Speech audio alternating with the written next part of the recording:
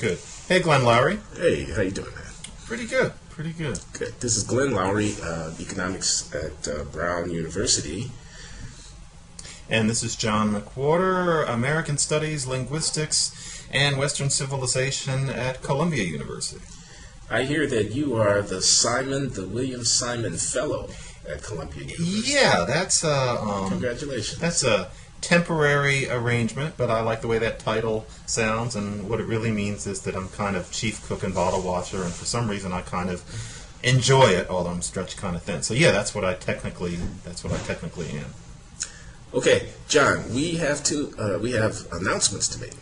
One announcement is this is the inaugural conversation of what at Blogging Heads TV is going to be the Glenn Show. In the new incarnation of Blogging Heads, right? In the new incarnation, we have entered into a little understanding, my humble self, and the website, Blogging Heads, to host a conversation that I'll participate in on a more or less weekly basis. I hope I can pull this off. Weekly basis, conversation, 45 minutes, whatever it takes. With a variety of people. I will hustle up conversation partners and on a variety of topics, economics being my field of specialization, but politics being my passion and avocation. So, we'll see what happens. Welcome to the Glenn Show, John. I'm really honored that you would be my first conversation partner since we have such a long history of animated discussions of various matters here at bloggingheads.tv. Glenn, I am honored to be the first guest on the Glenn Show, and I wish the Glenn Show well. I'm really happy that there will be such a thing, and I wish you well on getting it going every week, and I'll try my best to participate in that. And so, yes, Godspeed on this. We are off. We're started on this thing. That's great. And John, I want to acknowledge for Blogging Heads audience, and want to say to you personally, congratulations on the birth of your newborn. I don't know your child's name. Her name is Dahlia Hope McWhorter, and she is 2 weeks and some days old right now. She's strangely pretty already, and I don't know how sensitive my telephone is, but what's going on in the background is the occasional shaking of an aspirin bottle, because my wife and I discovered just 2 nights ago that when you shake that bottle, it stops the crying that newborns are so sweetly inclined to do. But so far it's been a wild ride, and I am thoroughly enjoying being a dad for the first time at 46 instead of the sort of 31 that seems to be the average. This is the perfect time to do it. I'm ready. Diapers and not getting to read anything. It's all fine with me so far. Good for you guys. Good for you. Well, Godspeed with that, man. Yeah. It's going to be okay. There will be dark times, of course. There are many a diaper to change in your future, but I am ready. I assure you that there's light at the end of the tunnel on that one. Much joy. We shall see. Yeah, so let's get down to business here. We are self-declared the black guys at bloggingheads.tv. Not that we're the only black guys, but that we kind of got our start here. At least one of our persistent themes was talking about race. And I thought it would be entirely fitting if we were to devote this first conversation to some of the questions that have now come up for public discussion around these issues. Sure. Is the Republican Party racist? Or is it just that the electorate in South Carolina is racist? Is Newt Gingrich a racist? Is Rick Santorum a racist? What's going on with all this talk about a food stamp president and black people's kids needing to get janitorial jobs at their schools so that they will know how to get up and go to work when they grow up? So I thought that would be a theme befitting of our conversation. Additionally, we have that Martin Luther King Day has come and gone this year amidst some controversies about the King Memorial in Washington, D.C., and more generally about how Dr. King should be remembered. Maya Angelou, the African-American writer, very distinguished poet and novelist, has referred to at least one of the quotations of Martin Luther King, or paraphrases of a quotation of his that's been etched into the memorial, that it makes him look like a arrogant twit, she says. How should Dr. King be remembered? That can be another theme. Or how is it that the occasion of his national holiday is used to, facilitate our conversation or non-conversation about matters racial in the country? And then there's the matter of the angry black woman who is the First Lady of the United States of America, one Michelle So-called. Obama, so-called, or maybe so-called by Jodi Kantor, the New York Times reporter whose book, The Obamas, has just been published and excerpted at great length in the New York Times a couple of weeks ago. Well, Michelle Obama called herself that in a way by saying that's what she thought she was being perceived as, right?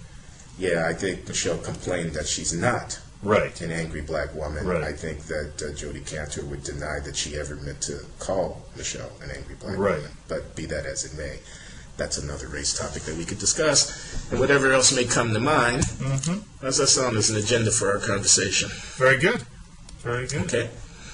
Well, I know you've been writing about this stuff. Why don't we just begin with this issue of the Republicans, this primary campaign, and the way that various racial symbolism seems to be playing an important role in how the candidates are communicating with the voters. Well, I would be the last one to deny that there are ways that you can push a certain race button without being too explicit. And so if somebody says Barack Obama is the food stamp president, I think we'd be being coy to suppose that the image you're supposed to have in your head of the person on food stamps is some impecunious white person. And so certainly that goes on, and it's an old story. But what worries me a little, and I've been wondering if it worries you too, is that there's a new strain I'm noticing, and it's most perfectly exemplified by a piece that Lee Siegel did in the Times a week and a half ago, which I frankly I trashed it to the extent that I could in the New Republic, to an extent that I usually try not to trash one person directly. Now, this is the piece that claims that Mitt Romney is the whitest candidate that we've ever seen running for president. And I thought it was, when I saw it, I'm not to interrupt you, it was tongue-in-cheek. I mean, I thought, this has got to be satire. This has got to be somehow Colbert-esque. And as I read on, I realized it got serious. Yes, he means it.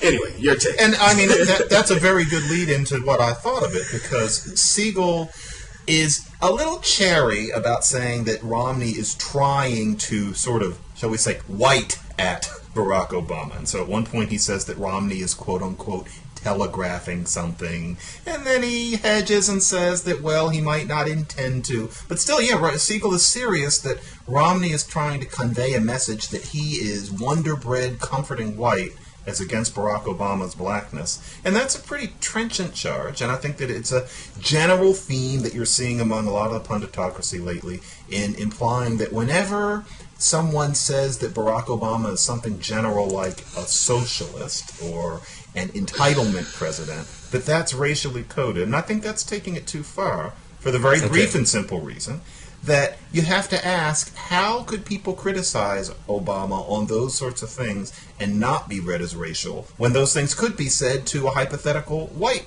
person such as John Edwards if he were president? You know what I mean? Okay.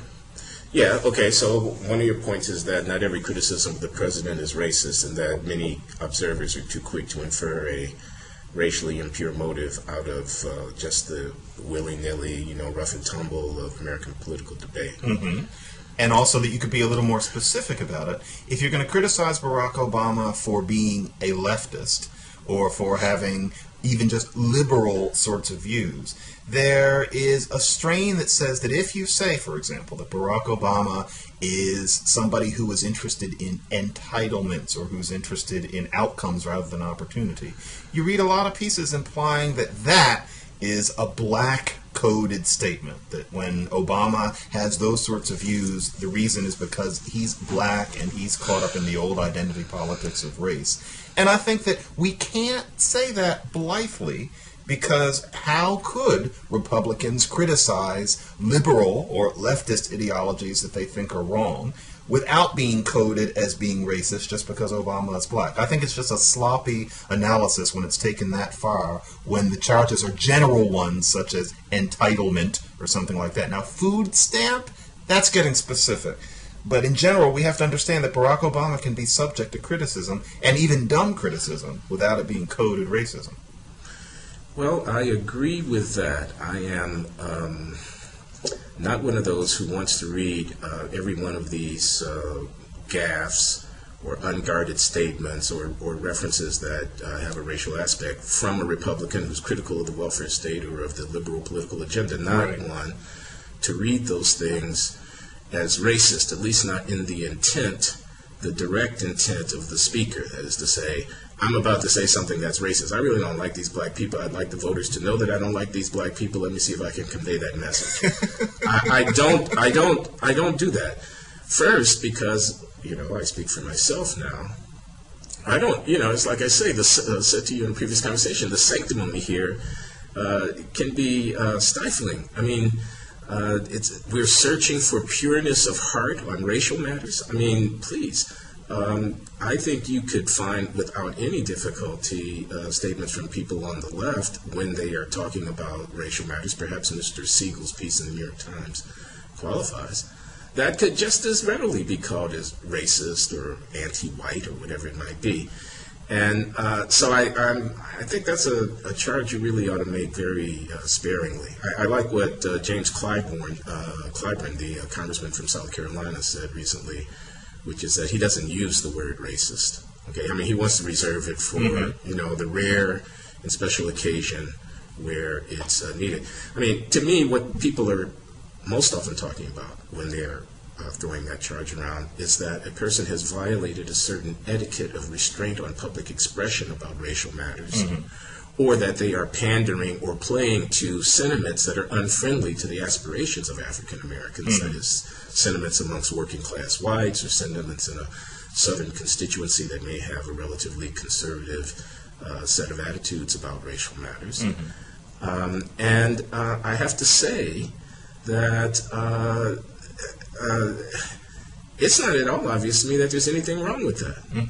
It's not at all obvious to me that if someone is sitting there saying, I've been listening to this civil rights advocacy for the last 30 years, and it's really getting tired. The problems of black people have more to do with their own culture and their own neighborhoods than it has to do with anything that me or some other white person is doing.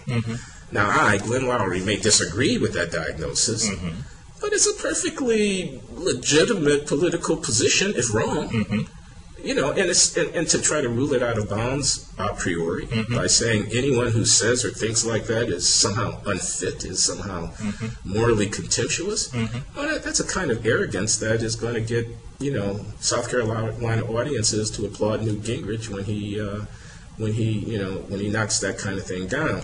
So to sanitize the political discussion by trying to hide behind a kind of claim for racial etiquette instead of directly engaging the political questions at issue and making arguments with people is, in my mind, a mistake. It's interesting. I just want to add one thing. I know I've been talking a long time. Just this one thing. On the other hand, when the audience at a South Carolina debate reacts the way it did when Newt Gingrich shot Juan Williams down, it's as if they take pleasure or glee in giving offense. I mean, Juan Williams was saying there, Mr. Speaker, don't you think that you might have offended some people by what you were saying? You might have given the wrong impression, which gave the Speaker the opportunity to say, look, I'm just making a point. I don't mean to offend. Of course, he didn't take that opportunity. He doubled down and reiterated the thing that he knew that Juan Williams was suggesting would be offensive to wild audience applause. So now the message is not just, this is what we need to do about poverty or food stamps or people who are on the low end of the totem pole in America, amongst which blacks are overrepresented. You may disagree, but this is what we should do. It's not just that. It's that, screw you. Your sensibilities don't mean a damn thing to me. Yeah. Which is a different kind of message altogether, and it's not one that I welcome. Okay, so that's at least my first cut on that one. It's not welcome at all, but it's something that gets down to a problem that I often have with the whole way we frame these issues, which is, what kind of American mind are we expecting or are we seeking? And I'm not sure how idealistic I find myself able to be. And so those people applauding Newt Gingrich's put-downs there were exactly the sort of thing we're trained to be very, very afraid of, because those are people who are clearly tired of a certain kind of racial debate, and more to the point, they are not nuanced thinkers about it. They made up their minds about 25 years ago, and yes, they've passed on some of those views to their children. And there you go. But the way I think of it is that there is always a certain balance of people who have a perhaps more reflective view. Example, Newt Gingrich says that kids in the projects, and yes, by that he is thinking of people with brown skin, should have these after-school jobs because they don't see anybody working. And so the idea is that there are these people laying around in the projects not working. Now, I did a piece where I said that to the extent that there ever were neighborhoods where it was rarer to work than to not work, those days are long past. All of that is very 70s, 80s, 90s, and that after welfare reform in 1996, that has not been true in such neighborhoods. And Newt Gingrich himself was instrumental in that exact kind of welfare reform. And I showed how there are inner city neighborhoods that you can look at the employment statistics for, and inner city kids don't need models for who goes to work every day and earns their living. Now, that was said. It was said by people as authoritative and widely read as Charles Blow, and we moved on. And for me, you know what, Glenn, maybe I'm too small-minded. That's enough. I don't expect there ever to be a situation where you won't have those other people who 3 weeks later will stand up and applaud when Newt Gingrich says something that is less kind. I just don't mind, because this is humanity we're talking about, rather than the United States having a populace who all think on the level of a graduate seminar or a New York Times reader. What are we seeking is my question, in terms of how informed and how what's the word I want to use, how compassionate a general electorate is supposed to be. There are always going to be divisions on this. Well, I don't know what we or they are seeking. I do have an opinion about what we should be seeking. Mm-hmm. Okay, and what we should be seeking are solutions to some very difficult and stubborn problems which the welfare reform, however successful, of the 1990s did not address. And in that connection, I actually have a good deal more sympathy for Newt Gingrich's comments about encouraging employment amongst low-income kids at public schools by having them clean up toilets. Mm-hmm. I have a lot more sympathy for that than I have for the way that he dismissed Juan Williams to the chair of the South Carolina crowd because Juan asked him, "Don't you want to frame your public discussion in a way that doesn't give offense to black people?" Mm-hmm. Okay. Now that latter really infuriates me, that people will relish giving offense to black people, mm-hmm. right? That they'll say black crime, mm-hmm. but they wouldn't dare say, I don't know what, Jewish embezzlement. Mm-hmm. And I'm not saying it now either, people. But do you see what I'm saying? I'm saying, in other words, there's some sensibilities in our public life, and we could give other examples of it, mm-hmm. in which the enforcement of a kind of strict self-regulation about not seeming mm-hmm. to be saying something is regarded as something that a self-respecting politician would want to attend to. Mm-hmm. And there are other sensibilities that either some public speakers are indifferent to, or that they actually positively take relish in riding roughshod over the sensibility. Mm-hmm. Okay, so the sensibility of black, liberal, and sympathetic audiences to the plight of and the dignity of the African American lower classes is one such. They're a bunch of criminals and they shouldn't be allowed to vote again. Mm-hmm. They're a bunch of welfare cheats or welfare dependents, and what they need is a stern, et cetera, et cetera. Mm-hmm. And I regret that people are indifferent, or indeed more than indifferent, actively hostile to a concern about not giving offense. Mm-hmm. On the other hand, what I want to say is, I'm not sure Gingrich is entirely wrong about this question of, we got to think outside the box about how to really reach these kids and change them, not only in terms of the math scores that they're getting on an exam, but in terms of the deeper behavioral practices and habits to which they become acculturated. Mm-hmm. The development of these human beings who are going to be our fellow citizens for 80 years is impaired to the extent that the social location that they're coming from doesn't equip them either with the resources or with the attitudes and ways of living that will bode well for them going forward into their adult lives. And the fact is that in black inner city public housing projects filled with single-parent families, overrun with gang activity, and blighted by the consequences in the lives, the real consequences in the lives of those people and those families, of their marginality, of their low economic status, of their poor education, and of their limited work habits. Those things are real. And those kids end up in our jails, and they end up flunking out of our schools. And if we want equality, if we genuinely want it, in other words, if we don't just want a harangue about equality, but we actually want more equal life chances for those people, they have to be reached. Those people being my people, if you like. They have to actually be reached.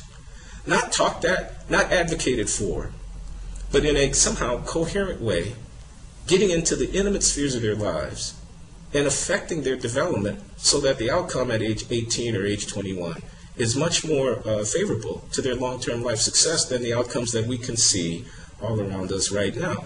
Now, maybe cleaning toilets after school for a few bucks isn't exactly the right answer, but the person who proposes that as a part of a sincere recognition that lives have to be changed, habits that are not being formed have to be formed, discipline has to be learned, structure has to be provided, that person is not a racist for saying that. Indeed, those in the Democratic Party who would avoid having that conversation altogether out of a respect, I think now a misplaced respect for etiquette, are not doing black people any favors, in my humble opinion. No, they're not. And I did a piece on Rick Santorum's point that all you need to do to stop being poor is to work and to get your high school degree and to not have children until you're 20, which is a riff on what Clinton advisor William Galston discovered about poverty. And that's often thought of, that was thought of, particularly by Joan Walsh at Salon.com, as racially insensitive, when really anybody, would cherish advice like that. If Maya Angelou said it, it would be seen as grandmotherly wisdom. But everything that you're saying makes me think more and more of the fact that if we're going to get that message across to the electorate or to America, nothing would be more useful than stressing to people something that my mother always stressed to me in Philadelphia. And Philadelphia was a useful city for this because of the way poverty happens to work there, which is that a lot of these habits that you might call it, or pathology as it's often referred to, are really not black things, and that they are white communities that are just like this that we don't hear enough about. And in Philadelphia, that neighborhood is Fishtown, and my mother would always say, don't think that the black ghettos in North Philly are somehow inherently black in terms of the way people behave there, because you see all the same stuff in whiteface if you drive through this neighborhood. And it's interesting, Charles Murray, of all people, and there's all sorts of things people say about Charles Murray. One that isn't said often enough is that he's brilliant. And he has a new book out that I just reviewed. It's called, I think it's about to come out, it's called Coming Apart. And he's making the argument that the, what we might now call the top 1%, are becoming so unlike and so unconcerned with a bottom 99%, which I think he caricatures as a little too poverty-stricken in general, but still. And he does something very clever. The bottom people that he describes are not black ghetto people, and Charles may possibly be doing this partly because he's attracted so much negative attention because of his work on welfare and then, of course, the bell curve. But he actually lovingly depicts Fishtown, Philadelphia, where you've got white people doing all of the same sorts of things that a Newt Gingrich is thinking about. It's an important lesson for the United States that people like that do need to be reached, and that it doesn't necessarily need to be framed as special favors for black people. Let me give a little bit of a history lesson here, because it amazes me how we forget things. I mean, first I want to observe that it wasn't William Galston who discovered this empirical fact, and I want to come back to that poverty statistic? The statistic that if you graduate high school, marry before you give birth, and stay in jail? Not until 20. And marry before you give birth, and don't give birth then your chances of being poor are very low. That was Charles Murray, in my recollection. I can almost remember exactly when he wrote he was at the American Enterprise Institute, he wrote some discussion paper. It was in the context of the debate running up to welfare reform of 1996. 96, right. So it would have been 93 or 94. And I remember him circulating the discussion paper at that time in which he made exactly that point. Right. As Murray did, and I'm pretty sure that predates Galston. But let me also say this. The point is wrong, or at least it gives the wrong impression. And forgive me, but I just have to put on my statistician's hat for just a moment. Okay? I've got a bunch of people, some of whom are married, some of whom are not, some of whom are poor, some of whom are not. Okay?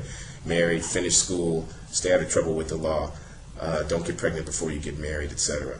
Let me just roll all of those into married. Okay, so there's certain behavioral patterns which if you engage in them, you won't be poor. So I've got a group of people, some of whom have engaged in these patterns and some of whom are not. Amongst those who engage in this behavior of this virtuous behavior, the poverty rate is lower. I conclude that if only the people who didn't engage in that behavior were to engage in that behavior, then they too would not be poor. In other words, I think I've discovered a solution for poverty because I've taken these two populations, one of whom are engaging in the virtuous behavior and have low poverty rates, the other whom are not engaging in the virtuous behavior and have higher poverty rates. And I conclude that it's because of the virtuous behavior that the poverty rates are low, and so I prescribe, hey, you people, why don't you marry? Now, that's just a fallacy, statistically. And the reason it's a fallacy is that a person may be different from another person in some intrinsic characteristic that causes them both to marry and to not be poor. Okay, in other words, the same guys who the girl who gets pregnant doesn't want to marry. She's going to have the baby, but I don't want to marry that guy because he's a bum. The employer who's looking at that guy is saying, I don't want to hire that guy because he's a bum. Okay, because he's a bum. Okay, so this characteristic, this bumness, by which I mean, he doesn't have self-control. He can't plan ahead. He doesn't have discipline. He's not reliable. Okay, employers don't like those people, and prospective wives don't like them either. So he's a poor guy who's not married. Now here comes the superficial social analyst. I'm sorry, with respect, but the analyst who doesn't make this point, who says if only he would marry, he wouldn't be poor. Well, no, because he'd still be dumb, or he'd still be irresponsible. In other words, the causal inference that's built into that argument, if they would only marry, they wouldn't be poor, isn't supported by the empirical evidence on which the argument is resting. People who are married have lower poverty rates. They may have lower poverty rates and be married for the same common reason, which a person who has a higher poverty rate and who is not married is in the condition that they're in. And that latter person, by marrying, will still be that person with the high poverty rate. Okay, so that's the point. I completely understand that, and I was never under the impression that Murray or Galston meant that the solution, therefore, was for the person who has had this bumness, who is now 31, to get married would fix it. But as I recall, the statistic was that 8% of people who happened to follow through on the three things were poor, whereas 79% of people who happened not to have at a certain point were not poor, and that statistic had some sort of meaning. And I hear your argument, but I thought that their idea was to teach people from a much earlier age to strive towards certain things which would presumably ward off the settling in of bumness, partly because as a parent you would be less likely to pass that on to your children, or that as an older peer you would be less likely to pass that on to your little cousin. Well, until we identify exactly what those things are, we haven't really made a lot of progress. I mean, I don't really see the point. Let me take the statistic as given, though I'm not sure exactly what that statistic is, but let's just say much higher poverty rates amongst people who don't do those things than who do. There's not really much point in invoking that statistic unless you mean to say, well, if only people would do these things that will keep them from being poor, they wouldn't be poor. And that's the inference that I say is not, at least yet, supported by the data. But a person could say, look, we see these crude correlations here in the data. People who are married and whatever. Now, what could be going on there? Let's try to look behind that. And when I look behind that, what I see is that, well, in households which have, I don't know, I'm making this up, but it's not implausible, have parents who are attentive, have a stable regime of discipline which responds moderately to bad behavior and rewards good behavior, and does so consistently so that children internalize those behavioral values. In households where the amount of adult supervision per hour of the child's time is such and so on, those people tend to grow up to be much more successful in life. And amongst the evidences of that success are that they tend to marry and stay in stable, intimate relations, and that they also tend to avoid poverty and to get themselves through school and to find employment. But the root behind all of that are the following characteristics of their early life development, which manifest in all of these pleasant outcomes, which is a different kind of argument altogether, it seems to me, than the argument that says if only they would marry. I mean, that argument seems to suggest that everybody's got this choice. They should need to either do this thing or they don't. If we would insist that they do it, if we would get them to do it, everything would be all right. And that's what I'm saying, I believe, has not been proven, and frankly, I believe isn't true. It's interesting. I'm not completely understanding why you wouldn't consider it eminently useful for example, in the current Atlantic. I sound like David Brooks. He's always mentioning the Atlantic. But in the current Atlantic Monthly, Adam Davidson has a really good story about the manufacturing industry and how we're actually manufacturing more and more in the United States, but with fewer and fewer low-skilled workers. And he depicts one woman who's a bright young woman. She's 22. She's working a low-skilled job. Probably robots are going to replace her within the next 10 or 15 years. But she can't afford to get the higher training to go to level 2 for a job where she would be less replaceable because, well, she's got 2 kids. She's a single mom. And Adam Davidson writes a very good article, but he skirts a little bit on really nailing the fact that those 2 kids, and the fact that she had them, and that it was long before she was 20, and that there was no partner around to help her take care of them, those 2 kids have determined the course of the rest of her life, and therefore it would have been useful if the way she grew up as a poor, white, for the record, person in South Carolina would have been an environment where in some way or another she was told no children until you are 20 or 21 years old, because you're going to want to get a certain amount of education in this world, right? I mean, that's not completely irrelevant, is it? No, I don't think so. And what you're saying sounds like perfectly good common sense. I don't know, I haven't read this particular article, but the idea that early childbearing is associated with lower educational attainment over the course of a life seems straightforward enough. And early childbearing, on the whole, is probably not a good thing either for child or for mother, although there will be exceptions. So no, I don't see a problem with urging people to finish school, urging them to avoid jail, and urging them to marry before they have children. I just am dubious about whether or not such exhortations become a solution for poverty when the well, you know, I mean, these are so cognitive development. Okay, I mean, let me just take another avenue here. I was talking about behavioral stuff. Now let me talk about hardwired stuff. Early neurological development. Okay, so it's about nutrition. It's about verbal stimulation. It's about the kind of environment. It's about avoiding lead. Okay, you don't want too much of the heavy metals getting into the body. Paint, right? Lead paint and other such environmental pollutants. It's about what the nature of the schooling is. It's about the value system of a peer group for an early life youngster early in life who are making decisions that will bear on their acquisition of cognitive skills and so forth. Okay. Now, I'm prepared to believe that cognitive skills, this is Charles Murray from the Bell Curve, everything he says in there is not wrong. I'm prepared to, and one of the things he and Richard Herrnstein say in that book is that cognitive abilities are associated with other non-economic things, like whether or not you end up getting in trouble with the law and whether or not you're able to secure a stable relationship through marriage. Now, if a kid didn't get the verbal stimulation, if he was exposed to the lead paint, if he didn't go to a decent school, if he didn't have peer groups who reinforce habits of learning and knowledge acquisition and so forth, and he's 18 years old, his cognition is going to be impaired to that effect, to that extent, and that's going to lead both to higher risk of poverty and to perhaps other kinds of troubles in his life. And simply saying, coming along after the fact, observing that amongst the 18 or the 21-year-olds, some of the ones are poor and some of them are not, and those rates of poverty are much higher amongst the people who marry and stayed in school, wouldn't have changed the fact that when he was 5 years old, he was exposed to that lead, or when he was 8 years old, his mother didn't make sure he did his homework.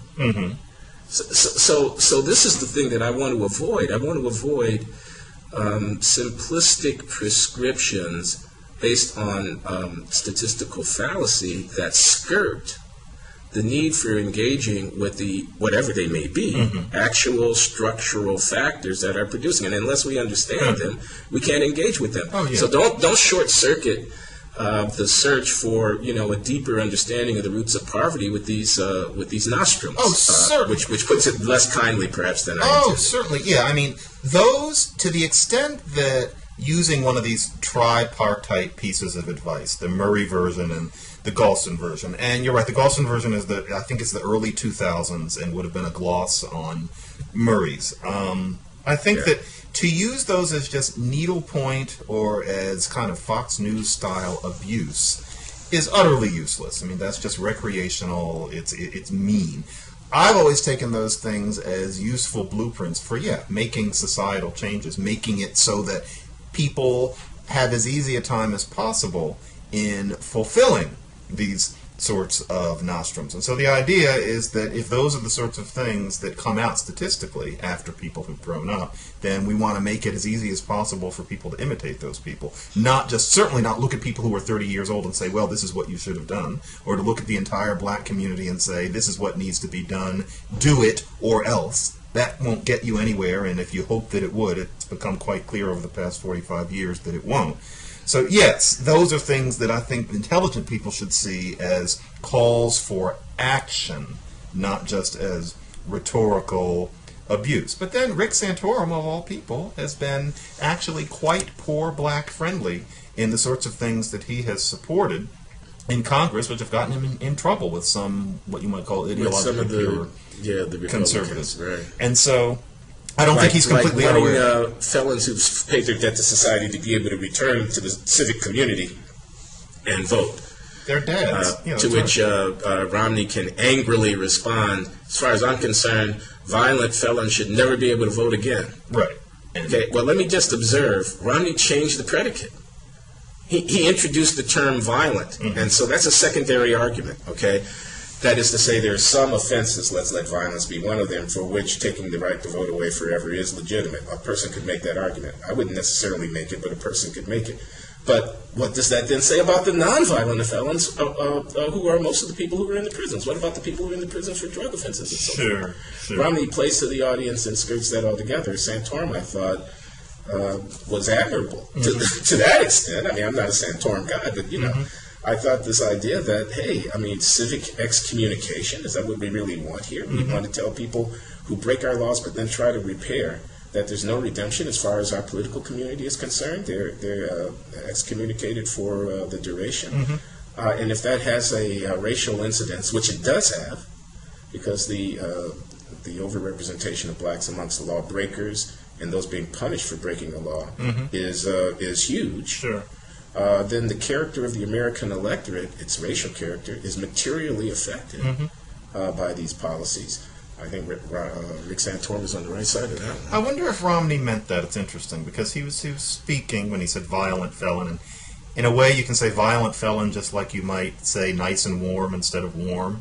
You just think, well, the first thing you think of with a felon is some violent person, and he says violent.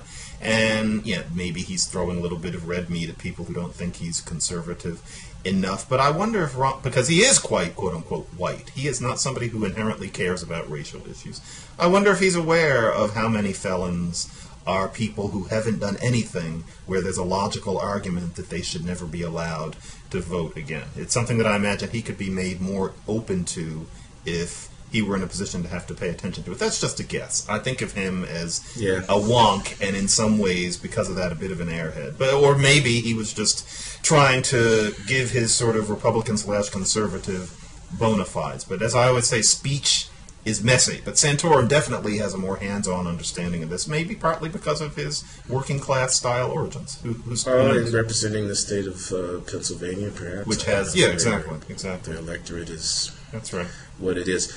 Let's talk about something else in this general area of what do you make of the flap over the First Lady, her relationship to the President's senior advisors, and her depiction in this prominent account that Jody Cantor has published of the relationship amongst the Obamas and how it's working in the White House. What do you make of that? I think that I'm a great admirer of Michelle Obama, but to the extent that she went there and said that she's being perceived as an angry black woman, I think she's perceiving her own public perception as that because of, and I don't want to say personal baggage because I think it's a generational kind of baggage with her, but you can't say that criticism of any anger of hers is a black stereotype given something so recent. I mean, we don't have to go back 30 years, but Hillary Clinton has been criticized for being too much of a quote-unquote busybody in her husband's administration, for being humorless, for being during her runoff with Obama, for being perhaps not likable, all the same stuff. And whatever you have to say about it, nobody was saying that Hillary Clinton was an angry black woman or an angry white woman. If anything, it was angry woman, and there's a whole conversation we can have about that. But it would be very hard to identify what was racial about any complaints about Michelle Obama on that score. I think it's something, I think that it was a case of sloppy thinking on her part. How could you criticize anything she did in terms of purported humorlessness or purported busybodiness without it being perceived as racial? There has to be a way, or else it's sloppy thinking. What do you think? Well, let me just say about what you just said. This is not, is this not the same point that you were making with respect to criticisms of the president? Yeah. Which some of his defenders would say are racially motivated, which is to say then you're saying nobody can criticize him at all. Mm-hmm. Otherwise, you're going to interpret that as racial. Mm-hmm. So Michelle is overreacting in that respect. I think you say. I think, yeah. I do think she overreacted because I actually got the book and have started reading it. I haven't finished it. It's very friendly to Michelle Obama, in my opinion. I thought it was. She comes off, I think, looking very impressive, all things considered. For brilliant person, yeah. You know, as a really strong person, as a person who's an obviously constituent part of the president's, you know, fundamental part of the president's life, and the person that he's become, who's, you know, helped to get him to the White House, and as a substantive woman, intelligent, strong-willed, you know, opinionated. There's nothing wrong with any of that. And shrewd to a certain degree, in my opinion. I mean, she made some early mistakes and so forth and so on. So maybe she is overreacting. On the other hand, I want to say this, that the content of these disputes, as I understood it, the anecdotes that are related in the New York Times excerpt from the book, and in the book, the run-ins with Robert Gibbs, the run-ins with Rahm Emanuel, the posture that she took about going out to campaign during the 2010 midterm elections, 2 days her feeling trapped in the White House, her concern not to have her life completely consumed by the public obligations of being the first lady and all that kind of stuff. Those things are really interesting to me, and her concern to protect what she viewed her daughter as the president's, you know, calling or, you know, implicit mandate to really bring change, okay, and to not sort of compromise away and strategize away all of the radical edge, and I use the word advisedly because I know Obama never portrayed himself as a radical, but many of us imbued his march to the White House with, you know, a kind of radical trapping, possibility that something really interesting was going to happen, and the role that she's depicted as playing there inside the White House as perhaps the lone, you know, against all the realpolitik, you know, all the people who are saying, oh, you can't do that, oh, you got to worry about the congressional race in the 17th district, oh, you got to, you know, you can't say that, oh, you know, you got to get this cleared, you can't have the president giving that speech, you can't go there, you know, and her trying to push back against that. And I guess what I want to say about that is, it made me love her all the more.